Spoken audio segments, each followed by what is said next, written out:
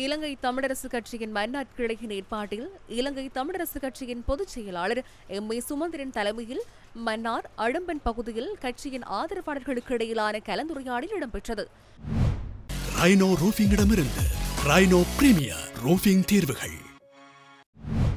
கட்சியின் ஆதரவாளர்கள் பொதுமக்களின் பலரும் இன்றைய நிகழ்வில் கலந்து கொண்டிருந்தனர். 190க்கும் மேற்பட்ட நாடுகளிலே கூடுதலான நாடுகள் சமஷ்டி ஆட்சி முறையை கொண்ட நாடுகள். உலகத்திலே பலம் பொருந்திய நாடுகளாக இருக்கிற நாடுகள் அனைத்தும் சமஷ்டி ஆட்சியை கொண்ட நாடுகள்.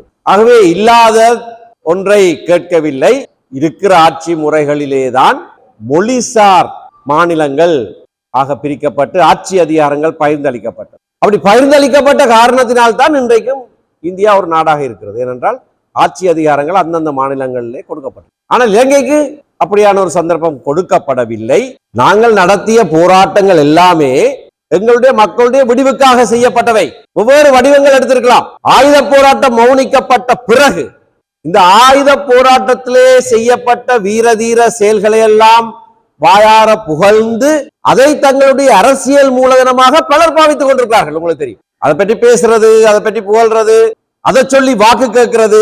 தாங்கள் போராடவில்லை, தாங்கள் உயிரை பணயம் வைக்கல, தாங்கள் ஆயுதத்தை எடுத்து போராடவில்லை. ஆனால் ஏதோ தாங்கள் தான் முன்னிலை நின்று போராடின மாதிரி பேசி அதை தங்களுடைய அரசியல் வாக்கு அறுவடைக்காக உபயோகிக்கிற பலர் இருக்கிறார்கள். உங்களுக்கு தெரியும். நாங்கள் வெறும் போலிகளை முன்னிறுத்தி எங்களுடைய இந்த போராட்டத்தை கவிழ்த்து கொண்டிருக்கிறோம்.